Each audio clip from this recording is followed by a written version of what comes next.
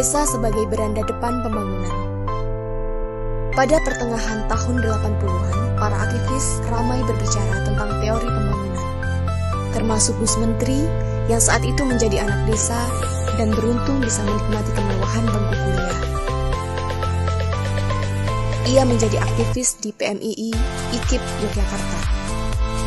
Lalu tepat pada tahun 1987 saat Gus Menteri lulus dari IKIP Negeri Yogyakarta, sebuah data berbicara sebanyak 20 juta penduduk miskin di desa dan 9 juta penduduk miskin di kota. Rilis BPS terbaru per Januari 2020 menerangkan bahwa data per September 2019 adalah 14,9 juta warga miskin di desa dan 9 juta warga miskin di kota.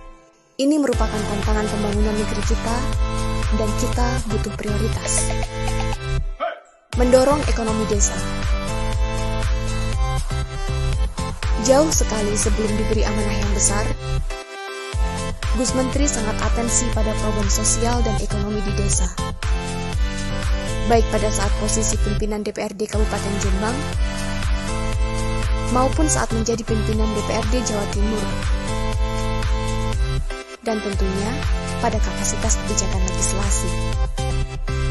Sekarang, dengan amanah yang lebih besar tentunya, dengan kapasitas kebijakan yang lebih luas, dan berdasar pada Undang-Undang Nomor 6 Tahun 2014 harus dilaksanakan dengan konsekuen, amanat, dan konsisten. Permen Desa Nomor 11 Tahun 2019 harus didorong demi menumbuh kembangkan ekonomi desa.